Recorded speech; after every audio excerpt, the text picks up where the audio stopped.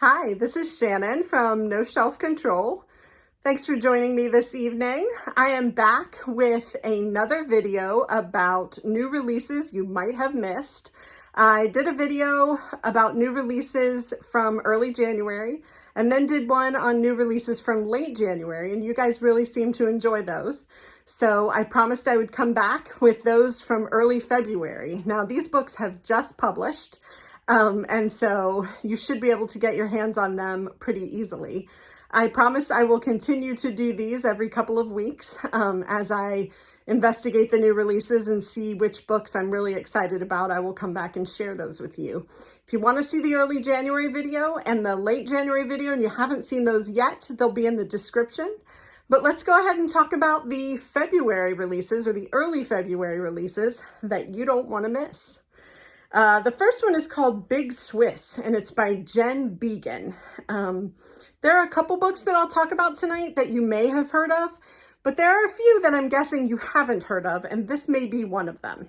So this is Big Swiss by Jen Beagin, and it was published February 7th, so just last week, 336 pages by Scribner. Here's a little bit about that. Greta lives with her friend Sabine in an ancient Dutch farmhouse in Hudson, New York.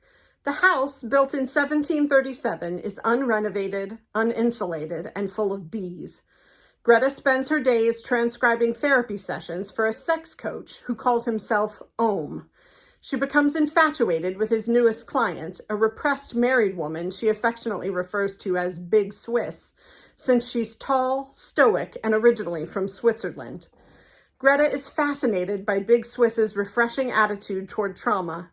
They both have dark histories, but Big Swiss chooses to remain unattached to her suffering, while Greta continues to be tortured by her past.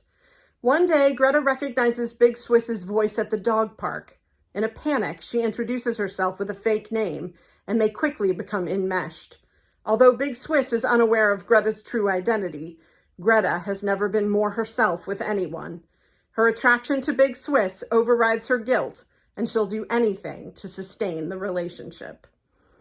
So another queer relationship, a very interesting premise. I don't think I realized that sex coaches, psychiatrists, psychologists have people transcribing their notes. So there could be, when you're in a counseling session, somebody who's hearing all of your stuff.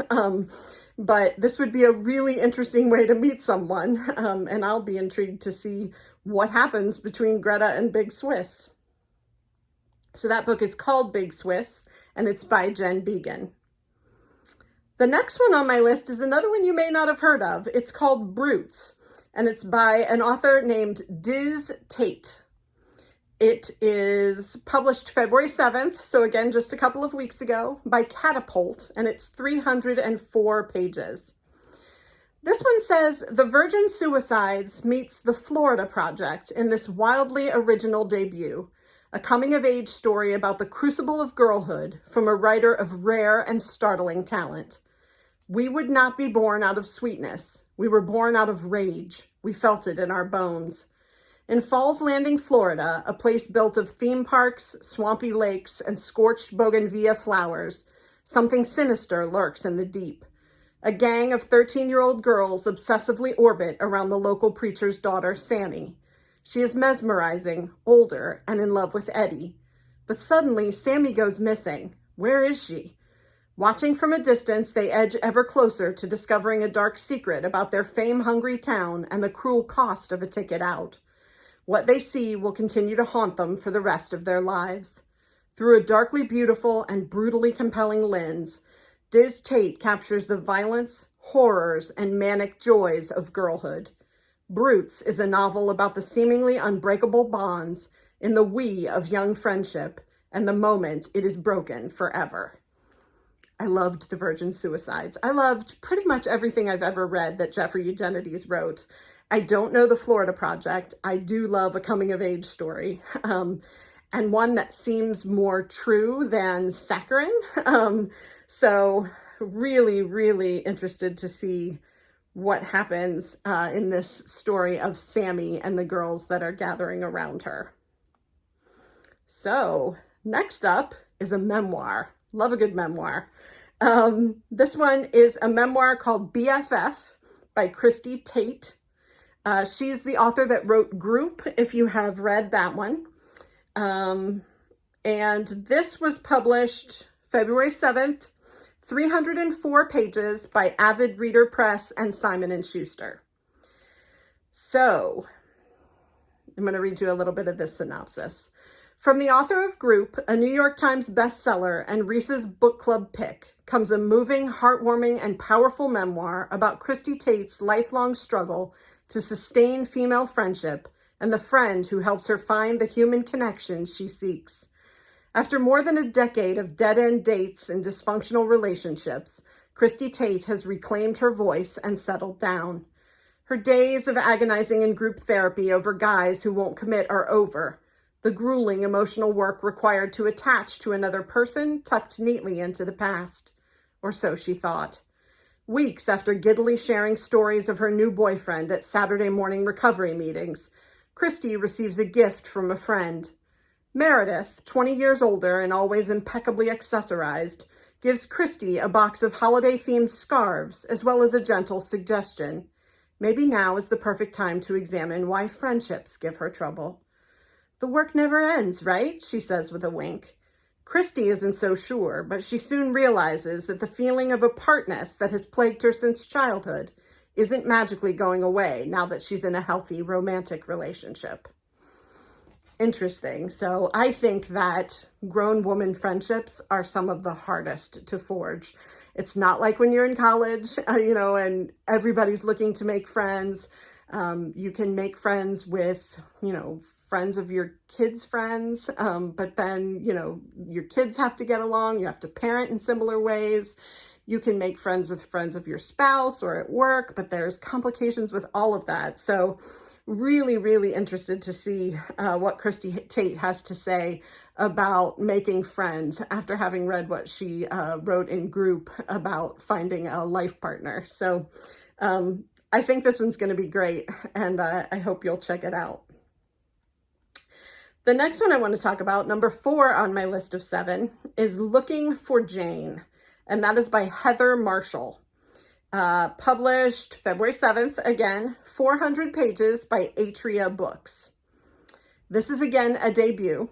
It says, a debut about 3 women whose lives are bound together by a long-lost letter, a mother's love, and a secret network of women fighting for the right to choose, inspired by true stories.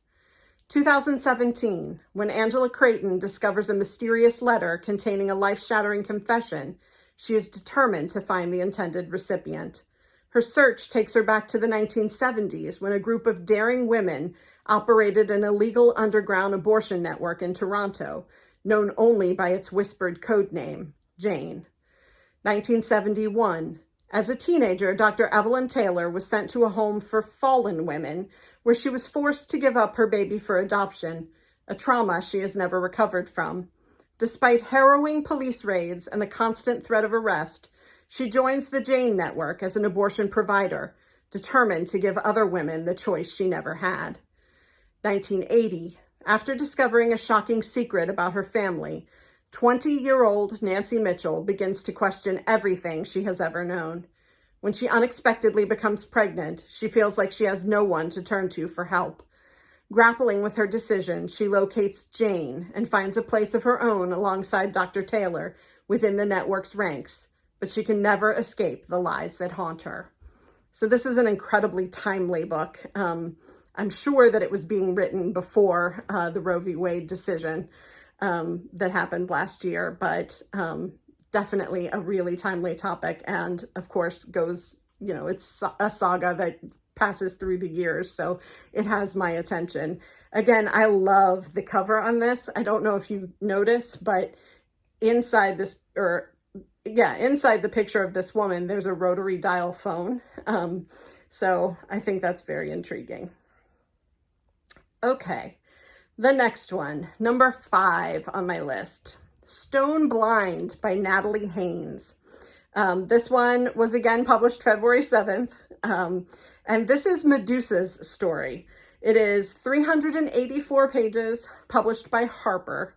And this sort of goes along the lines of some of the other mythological books that we've seen recently that, have come about and sort of modernized the tale of a mythical woman.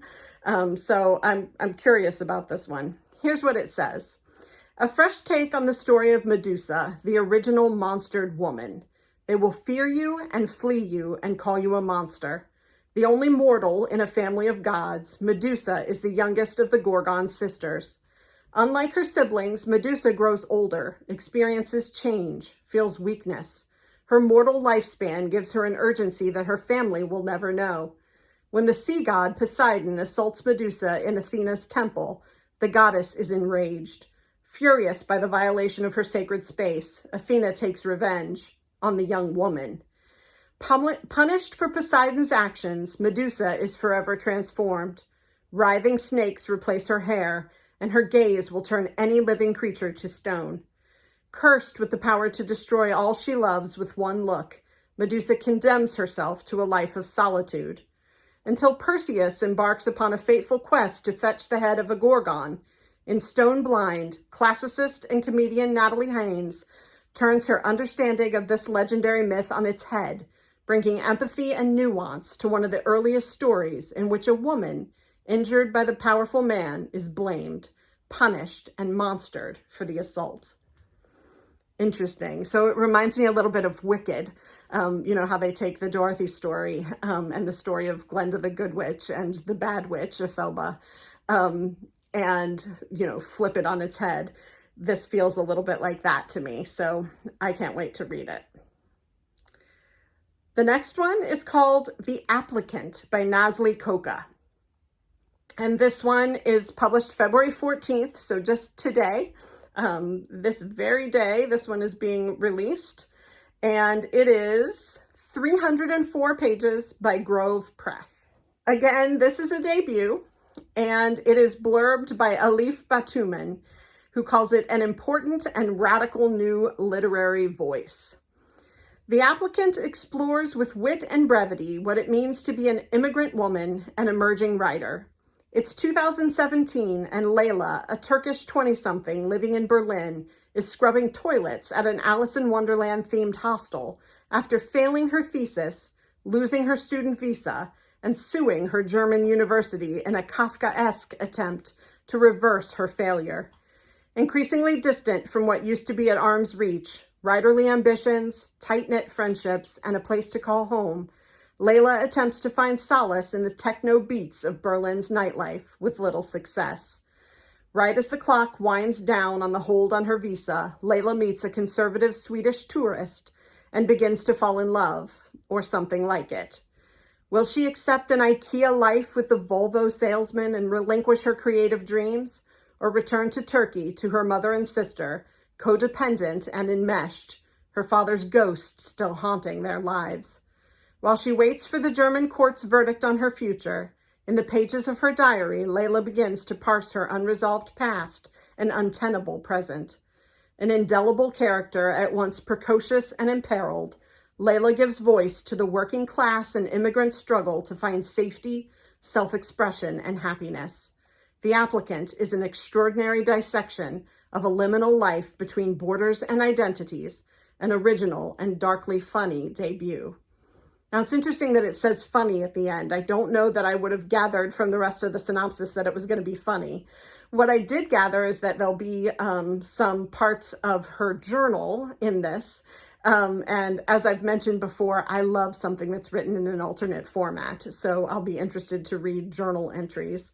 And again, we have an immigrant tale of a Turkish woman living in Germany, and really the application for her to stay there. So I can't wait to check that one out. I hope you will too. This last one is one that you may have heard about. It is everywhere. It was a choice for Reese's Book Club, but because it's so intriguing and because when I read about it, I thought, oh, I have to read this, I couldn't leave it off the list. So this is The House of Eve by Sadiqa Johnson. She's the woman who wrote Yellow Wife. And this is 384 pages by Simon & Schuster, published February 7th. And here's the synopsis of this one. From the award-winning author of Yellow Wife, a daring and redemptive novel set in 1950s Philadelphia and Washington, D.C., that explores what it means to be a woman and a mother, and how much one is willing to sacrifice to achieve her greatest goal. 1950s Philadelphia. 15-year-old Ruby Pearsall is on track to becoming the first in her family to attend college, in spite of having a mother more interested in keeping a man than raising a daughter. But a taboo love affair threatens to pull her back down into the poverty and desperation that has been passed on to her like a birthright. Eleanor Quarles arrives in Washington, D.C. with ambition and secrets. When she meets the handsome William Pride at Howard University, they fall madly in love. But William hails from one of D.C.'s elite wealthy Black families, and his parents don't let just anyone into their fold. Eleanor hopes that a baby will make her finally feel at home in William's family and grant her the life she's been searching for.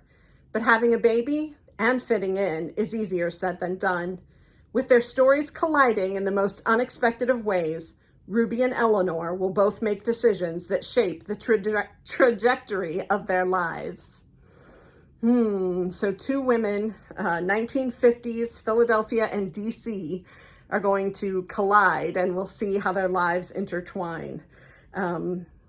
Yeah, that's my kind of story. So I hope that you have enjoyed hearing about these books tonight. These are the ones that I find exciting that are being published at the beginning of February that I did not want you to miss out on. If you enjoyed this list, please press the subscribe button and the like button. I will commit to coming back every couple of weeks with a list of the new books that I'm excited about that have recently been released, and we can do this all year long. So thanks for listening to me tonight, and I hope you'll join me again soon. Take care. Thanks.